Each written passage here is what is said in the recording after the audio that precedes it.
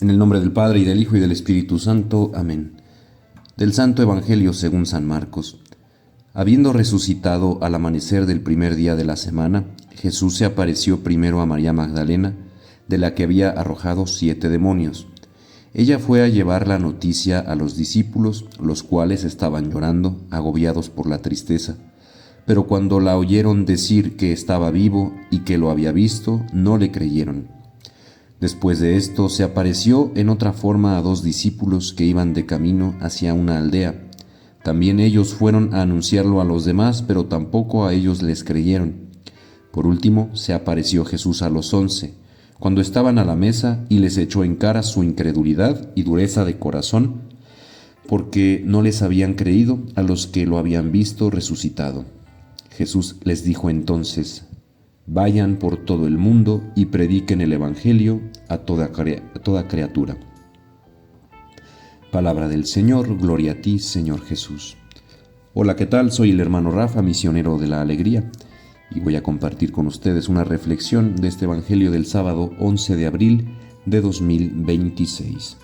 Y bueno, este sábado 11 de abril, pues seguimos dentro de la octava de Pascua. Seguimos celebrando la fiesta de la Pascua en grande, con muchos aleluyas, con mucho color blanco, con mucha fiesta, ¿no?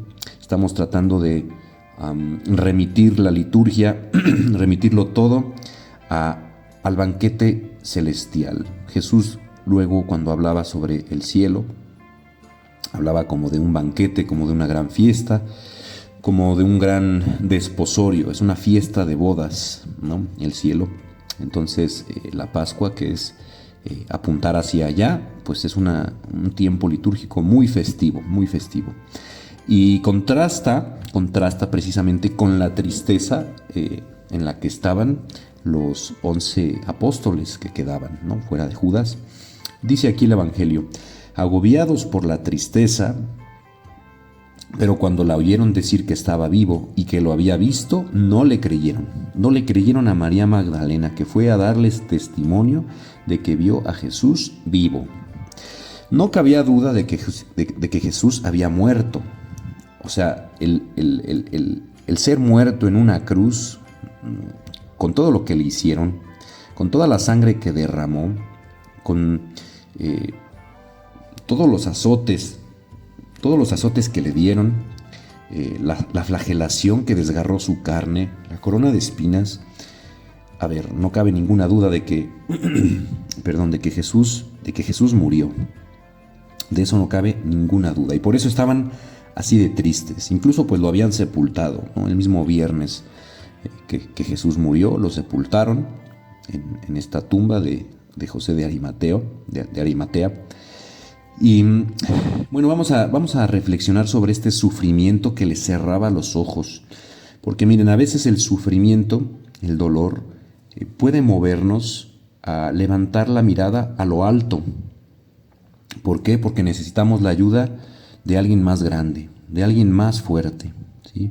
Y a veces ese dolor puede darle paso a la fe, ¿no? Es posible que le dé paso a la fe. No conozco alguna estadística, pero me atrevo a afirmar que hay más creyentes entre las personas que vienen de que están en una realidad socioeconómica más difícil, digamos que sufren más, que a lo mejor si tienen alguna enfermedad pues no se pueden atender, que son pobres. Yo creo que en esos grupos sociales hay más fe que en los grupos sociales de nivel socioeconómico alto, ¿sí? Me atrevo a afirmar eso, porque a veces cuando a uno le va muy bien, pues puede a uno distraerlo, ¿no? Puede a uno distraerlo de dónde vienen esos bienes. Sin embargo, también puede ocurrir que el sufrimiento haga que nos centremos demasiado en nosotros mismos, ¿sí? Entonces hay que tener cuidado con el encerrarse en el propio dolor, ¿sí? Estarse viendo nada más el ombligo, pensando nada más en lo que estoy pasando, encerrarse en uno mismo y no ver incluso la realidad afuera. Porque además estar meditando sobre el propio dolor, sobre la propia situación difícil puede llegar a ser adictivo, ¿eh? Puede llegar a ser adictivo. Se centra uno demasiado en uno mismo, que incluso puede generar cierto placer, y eso hace que nos quedemos ahí, porque pues es un cierto agrado el estar en la situación de víctima, ¿no? Porque me estoy pasando por una situación bien dura, bien dolorosa, pues soy la víctima constante, ¿no? Y nos quedamos ahí encerrados. Y entonces, al estar ahí encerrados, pues hace que nos estemos viendo nada más a nosotros mismos y no voltemos la cara hacia lo alto, hacia Dios, y no creamos, ¿sí? Entonces, aquí los apóstoles estaban demasiado encerrados en sí mismos. Estarse viendo a uno mismo y estar acariciando la propia herida nos vuelve idiotas. Ay, cuidado con esta palabrita. Idiota viene del griego hidios, que significa sí mismo. Y ahí viene, por ejemplo, idea, ¿no? Lo que tengo en mi misma mente. Y Dios sí se refiere a uno mismo, ¿no? A voltear la cara a uno mismo. Entonces el idiota es aquel que está encerrado en sí mismo y no sale. Y entonces pareciera que está como distraído. Entonces ese estar encerrado en uno mismo a veces nos puede impedir la fe, obstaculizar la fe. Y no es una condena del sufrimiento, sino del encerrarse voluntariamente en él. Ese es el problema, que voluntariamente nos encerremos en ese sufrimiento, porque ya lo dije, a veces puede llegar incluso a ser placentero el estarse acariciando el propio ombligo, el estarse viendo como una víctima todo el tiempo, ¿no? Y bueno, una vez que los apóstoles le han visto, pues ya no pueden dudar de que Jesús está vivo. Sí, o sea, a ver, ya se les presenta, ven y creen. O sea, habían recibido 2 testimonios, el de María Magdalena y el de estos otros 2 discípulos, que después San Lucas desarrolla mejor esto, de los discípulos que iban a una aldea y regresan, se la encuentran y regresan a dar testimonio de que Jesús está vivo. Pues son los discípulos de Emaús. Pero tampoco a ellos les creen, ¿no? Hasta que Jesús se presenta ante ellos, como que ve su incredulidad, ellos que eran el círculo más cercano de Jesús, ¿sí? Los que necesitaba a Jesús que creyeran, no creían, porque sobre ellos fundó la iglesia, ¿no? Entonces, pues ahora sí lo ven y ya no pueden dudar, ven y creen, o sea, no hay de otra. Y miren, esa es la base de nuestra fe, ¿sí? Es el testimonio pasado de generación en generación de un Jesús que se presenta resucitado. A ver, ya dijimos, Jesús fue crucificado e indudablemente murió. No había aquí manera de darle la vuelta a esto, de que no, a lo mejor no murió en la cruz, lo bajaron de la cruz y lo escondieron por ahí, esperaron a que sanara. No, eso sería absurdo, ¿no? Después de todo lo que sufrió. Entonces, indudablemente murió y después lo vieron resucitado. Y esa es la base de nuestra fe, ¿sí? De la fe cristiana. Miren, muchos creen muchas cosas y a veces dialoga uno con personas. Y pues son personas que creen en Dios, ¿no? Pero no creen en el Dios cristiano, o creen en el Dios cristiano muy a su manera, ¿no? Creen en un Dios vago, un Dios universo, creen en energías, creen en un Dios que tal vez lo permite todo, o permiten pues lo que les conviene. Y cuando uno les pregunta, oye, pero a ver, ¿de dónde viene esa fe, o de dónde viene esas cosas que tú crees sobre ese Dios? O sea, a ver, ¿en qué Dios crees? ¿Qué características tiene ese Dios?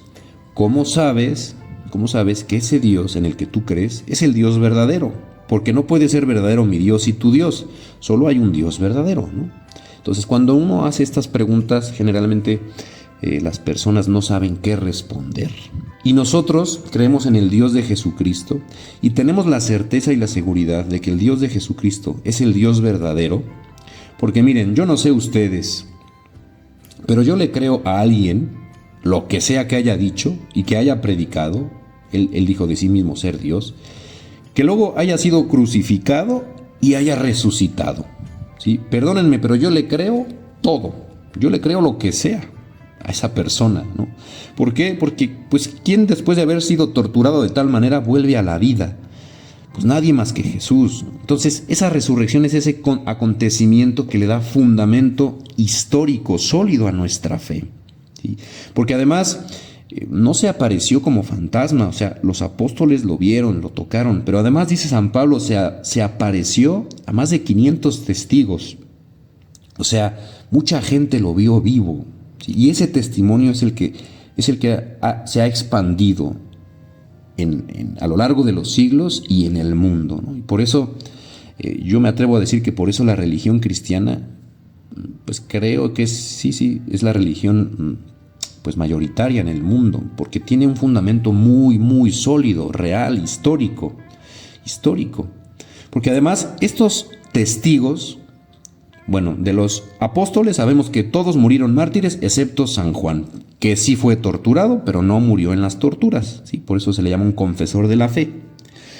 Pero todos los demás apóstoles que fueron testigos directos de la resurrección, o de que Jesús estaba resucitado más bien, murieron mártires, ¿sí? Entonces, ¿quién da la vida por una mentira? Pues nadie. ¿Y cuántos cristianos no han dado la vida por esta verdad de que Jesús resucitó?